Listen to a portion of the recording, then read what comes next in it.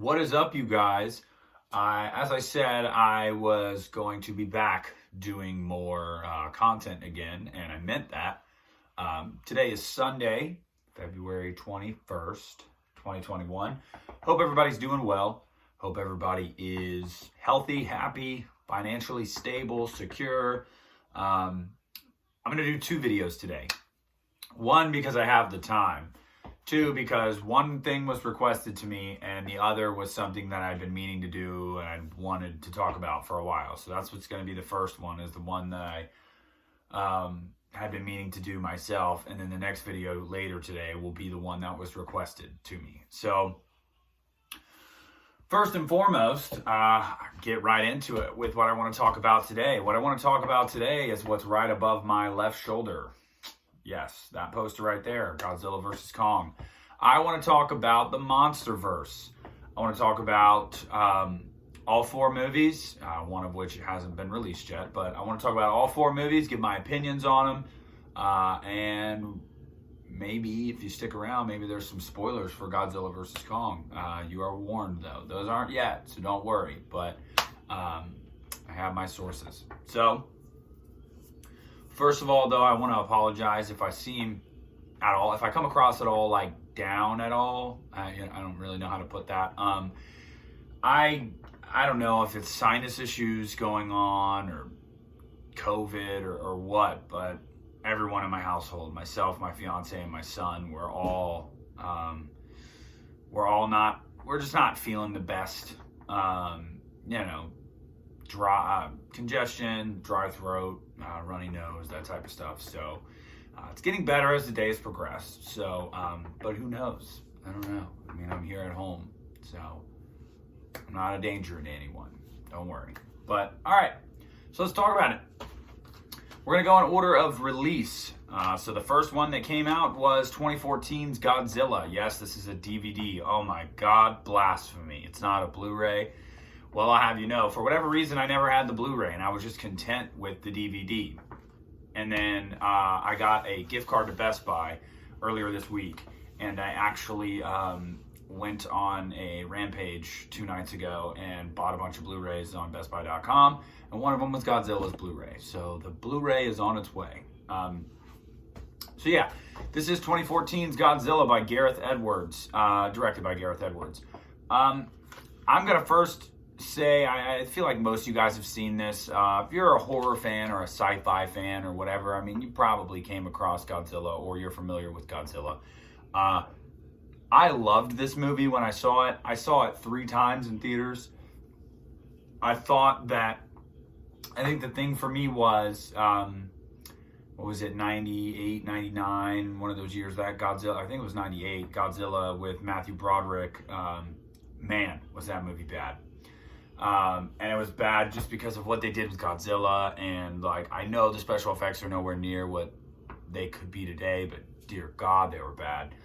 Just a bad movie in my opinion. They really did not do him justice in America, so it was really cool to get this movie.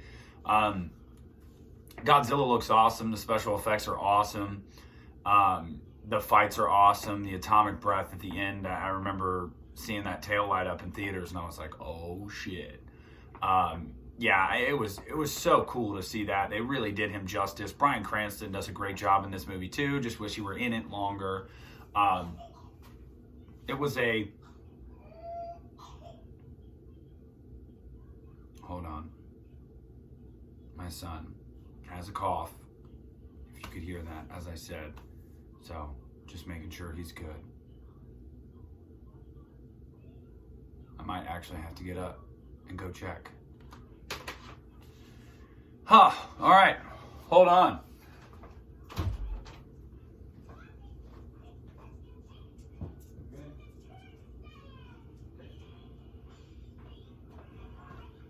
Sorry about that. He's good. Really didn't want to stop the video and restart. Anyway, I guess I can edit it out, can't I? We'll see. If not, you guys will get that as well. Yeah, anyway, so they did Godzilla justice. Over the years, though, I've come down off the high, and I can watch this movie, and and really see the problems with it. First and foremost, the pushed human storyline with Bryan Cranston's son and his wife. And I don't know why these movies always need a love story. It's really annoying. It's not enough to take me out of a movie, but it's just, I thought it was unnecessary. It's a monster movie. I really don't care about the human element in this type of movie. I don't know. Maybe that's just me. But again, not enough to take me out of it. But the biggest complaint about this movie, and I will take this to my grave, not enough Godzilla. I mean, it's like the first hour, you don't see him. I mean, and then even when you do see him, it's a lot of dark at night shots. You know, it's a lot of, they're still kind of almost like cloaking him and keeping him hidden. We know what we came to watch the movie for, and it was Godzilla. So that's just a minor complaint. I wouldn't say it's minor, but that's probably the complaint that comes to the forefront of my mind when it comes to this movie. So again, you know, looking back on it now, I really, really do enjoy this movie. I think it's a good movie, but it's not great.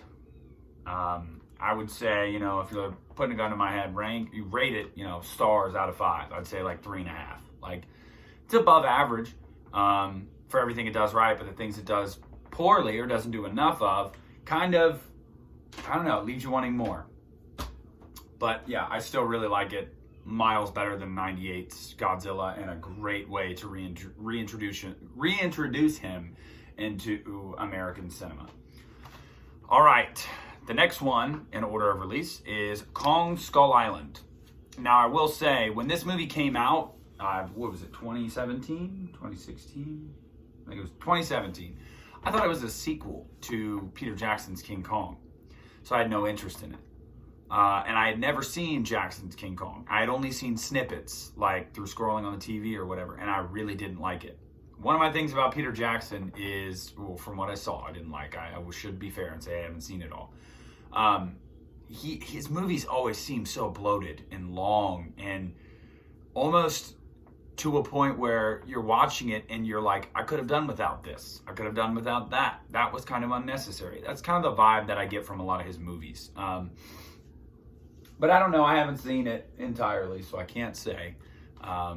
So anyway, I didn't catch this until I caught wind in 2017, I think, when it just come out on Blu-ray, that it was going to be part of like the Monsterverse and was going to connect with Godzilla. And I was like, okay, well, then I have to see it. And then I found out that it wasn't a sequel to Peter Jackson's King Kong. And I was like, okay, I definitely have to see it. And I'm glad I did. And I actually streamed it, and then I really enjoyed it. So then I bought the Blu-ray. This movie, unlike Godzilla, and maybe to a fault at the same time, but to some people, not to me, shows a lot of Kong. And it starts from the very beginning. You get action. I mean, this movie is very relentless. It's not even 2 hours long. Yes, that's the type of stuff you want in a monster movie, man. You want the monster. You want the action. You want the carnage. You're not really caring too much about these human storylines. There are some human storylines in here, but they're not really fleshed out, and that's a good thing, because I think that Legendary made a smart decision after Godzilla 2014. They took everything they got right about that, you know, the VFX, the music, the fight scenes, and they just amplified it in this, and then took out all the human bullshit, the extra stuff that you didn't need, and it worked really well. Kong Skull Island is awesome. The only complaint really I have with this movie is that I don't feel like the Skull Crawlers were too great of a villain. Like, I don't know, maybe that's just nitpicky, but like, and maybe that's because I'm comparing it, you know, like to Godzilla, you know, and some of the people that Godzilla's faced, or not people, but creatures Godzilla's faced. But, you know, I just didn't feel like they were a worthy adversary to Kong. Now, I guess you could say, well, yeah, but he was an adolescent at the time, you know, because I think this takes place in the 70s. So, you know, it does make sense. And, yeah, I mean, you're probably right. Or, takes place in the 70s or 80s? I don't know. I think so. But anyway, so, I mean, it was just, it's okay. That aspect of it, you know, the Skull Crawlers, but I don't know, they're not the best. But yeah, I really enjoyed Kong Skull Island. I got a digital code if anybody wants her. But yeah, I mean, I really enjoy this movie. I thought it was a really cool way to reintroduce Kong as well, where it's not bloated and overlong and a bunch of unnecessary human bullshit. And I think this movie just packs a punch from start to finish. So this movie is super fun. Really enjoyed this movie. Some great actors in here too. You got Samuel L. Jackson. You got John Goodman. And what's that dude's name? Tom Hiddleston. Yeah, it's pretty good. Pretty good. I'm just gonna keep saying pretty good. All right. Now, before we talk about Godzilla vs. Kong, we have to talk about the one, the only Godzilla, King of the Monsters. Yes, that's right. Godzilla, King of the Monsters. This is the Blu-ray. Long live the king. Let me just tell you something. The hype that I had for this movie leading up to its release was probably unparalleled since like Halloween 2018. It was one of those movies that comes around that I was just absolutely couldn't wait for. Followed the entire production from start to finish, all the advertising campaigns, and the trailers are fantastic. I mean, that you had one that mixed Claire de Lune, and then Somewhere Over the Rainbow, and it was just majestic and beautiful, and I couldn't wait to see this movie. And let me tell you, I personally was not disappointed. This is easily, by far and away, my favorite Monsterverse movie, period, point blank. Just is. A lot of people might ask why. A lot of people might have their critiques about it. Let me tell you something. Godzilla King of the Monsters is exactly what I was looking for in 2014's Godzilla. Give me classic foes. Give me foes that I know, that I've heard of. Give me worthy adversaries. Give me action. Give me insanity. And give me less human drama bullshit. There is still human drama in this, but it is intertwined with the story. You know, when it comes to the orca, as far as their divorce goes and their kid dying in San Francisco in 2014, that was kind of, I didn't really care, you know, like that didn't need to be in there, but whatever. They pulled way back on some of the human drama bullshit, and they just loaded this movie with monsters and action. And my God, let me tell you something. Godzilla's badass in this movie. King Ghidorah is one of the best villains I've ever seen in a movie, period. That thing is creepy, and it's badass. I love King of the Monsters. I also saw this one 3 times in theaters, and that was because I couldn't get enough of the experience. You know, seeing this thing in IMAX, the visuals, the sound, the experience was insane. Absolutely love this movie. The only thing I'm trying to think. There's really only like one complaint, and I feel like Mothra was underutilized. That's it. But aside from that, I mean, again, just like Skull Island, it's pretty much start to finish just packs a punch. I mean, it's an awesome movie. It's super fun. It brings in a lot of the lore, brings in not all, but a lot of the classic villains for Godzilla. And I mean, the visuals are amazing. I mean, the entire sequence when Ghidorah is awoken in Antarctica that shit is just incredible. I mean, I could go on and on about this movie all day, guys. I absolutely love Godzilla King of the Monsters. If you have not seen it, I highly recommend it. This is one of those movies where I indeed kept my movie ticket. This is from opening night. I actually have a second ticket in there from one of the other times I went and saw it. That was 3 days later. So, also, let's see if there's a digital code in here for you guys. There is. So if you haven't seen Godzilla King of the Monsters, if this isn't always your cup of tea, you know, big monster movies or whatever, but you want to give it a try, but you don't want to spend the money on it. Bingo, bango, bongo. So yeah, King of the Monsters, absolutely love it. I think it's, in my opinion, it's the best Monsterverse movie that we've gotten so far. and my boy Godzilla is represented well. And as opposed to what we got in 2014's Godzilla, we get plenty of Godzilla in this movie. So, before we wrap this bad boy up, Godzilla vs. Kong, poster behind me. There's been one trailer that came out, and then like a kind of pseudo teaser trailer with some new footage. That was about a minute long that came out about 2 weeks ago. Almost 2 weeks ago. So far, the marketing for that movie, love the trailers. Love them. The only thing I don't like is that they're making Godzilla out to look like the villain. And that's pissing me off. Because look, whether you're Team Godzilla or Team Kong, I'm just going to say something right now. Godzilla needs to beat Kong. He just has to. What he has in his arsenal is just too much for Kong. It can be a good fight, for sure, but there's no way Godzilla loses to Kong, period. So, in typical Hollywood fashion, because they know that people know that, they make the trailers, they showcase Kong, and they make Godzilla look bad, and they go, oh yeah, well maybe Kong's got a chance. Maybe Godzilla is this asshole that deserves to die. Don't believe the hype, people. But I think the trailers look awesome. I'm really, really excited for there to be some continuity too, from King of the Monsters and some of the characters coming back, and I'm really excited to see how they cross Godzilla and Kong's worlds and make them one. I'm excited to see that. It should be awesome. I will be going to see it in theaters because I believe, again, it's a movie I have to see in IMAX. I do have HBO Max. I could just watch it at home.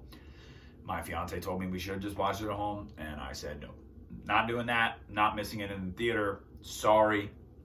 I will mask up, and I will go see it. I just have to. I haven't been to the movies in over a year, so I'm honestly itching to go back anyway.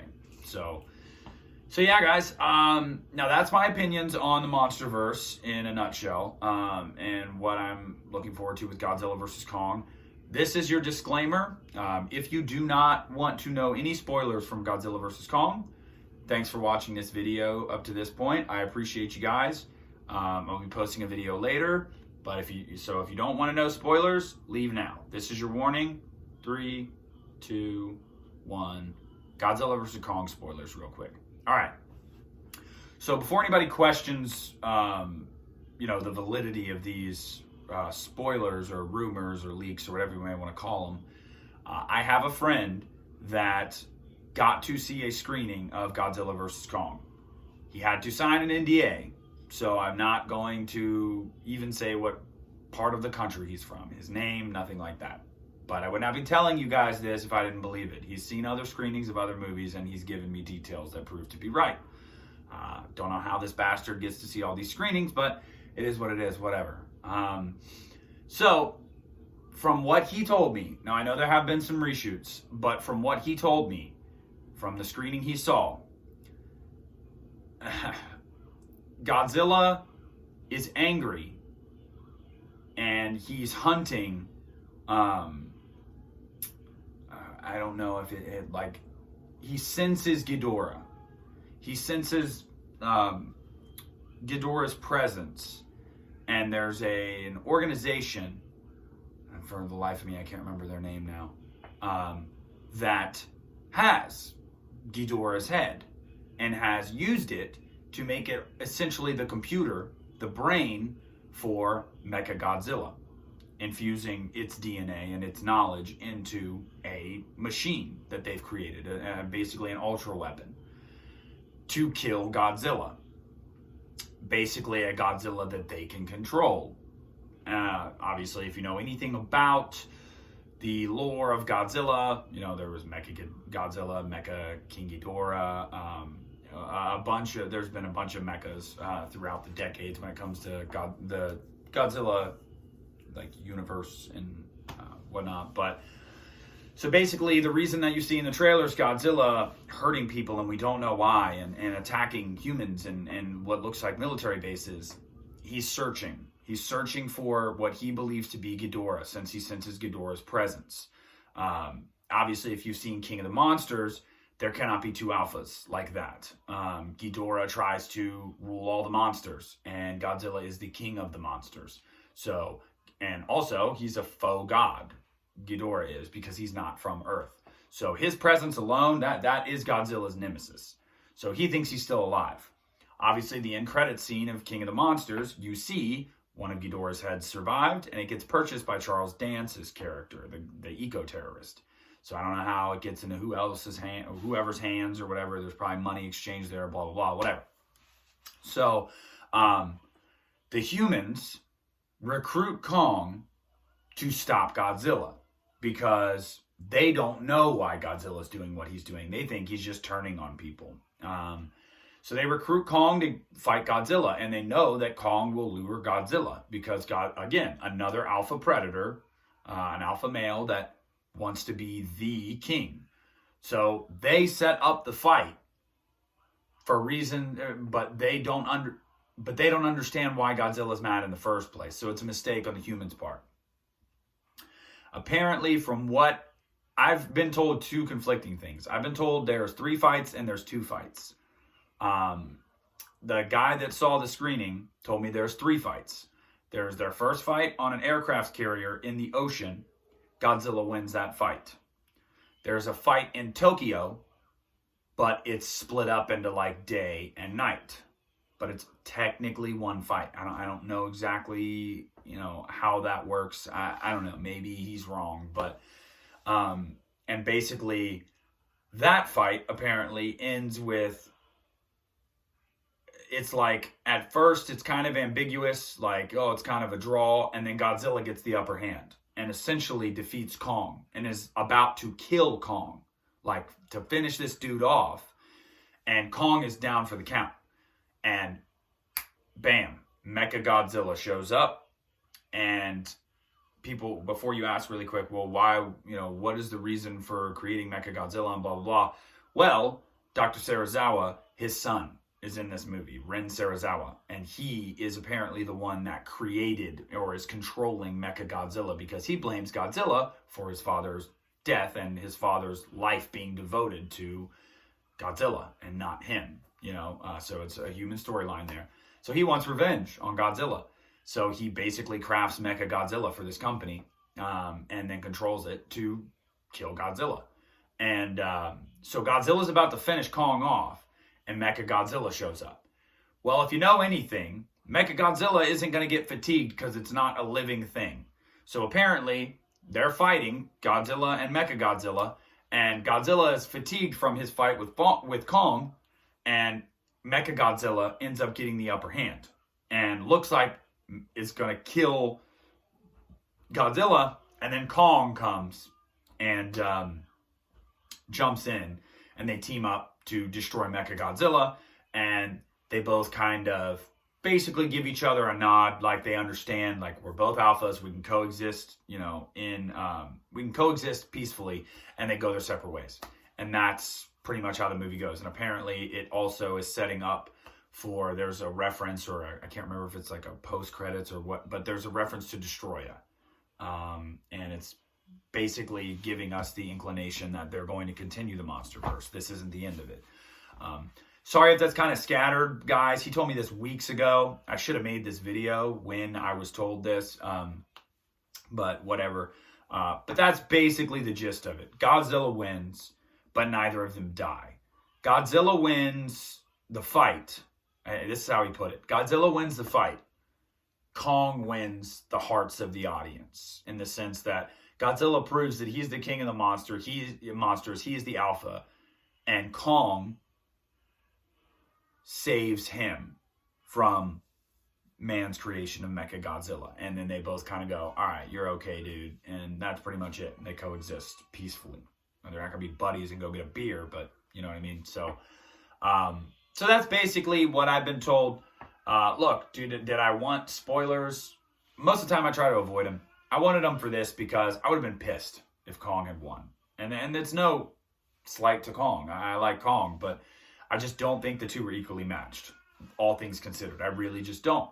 And I wanted them to handle this the right way. And I knew from the beginning, I had inclinations, you know, from when this movie was announced, they're going to team up, because that's how all these versus movies go. They're going to team up for the greater good. And I wanted to know if my hunches were right. Does Godzilla win the fight? Does Mechagodzilla show up? Do they work together? And from what I was told, that's what happens. So, yeah, longer video than I expected, but that is it for this video, guys, on talking about the Monsterverse. I am super excited for Godzilla vs. Kong. I will be doing a review as soon as I see it. Comes out March 31st, so expect a review that night, March 31st. If you stuck around for the spoilers, I hope they gave you some insight. I hope you're, you know, if you're a Godzilla fan, you're happy. If you're a Kong fan, you're also happy, because both of them kind of win in the end. So, anyway, yeah, that's it for this video, guys. I will be back later this evening to do my long-awaited, long-overdue, updated Halloween collection video. Yes, I'm going to show the whole lot, all of it. It was requested of me after I did my last video, so look out for that tonight. But hope you guys enjoyed our talk about the Monsterverse. Discuss below. Tell me what you think about each movie. Tell me what you think about the spoilers about Godzilla vs. Kong. Does that sound good to you? Does that not sound good to you? Let me know. Fill me in. But, yeah, that's how I'm going to leave it here today on this topic. I will see you guys later for my Halloween collection video. Signing off.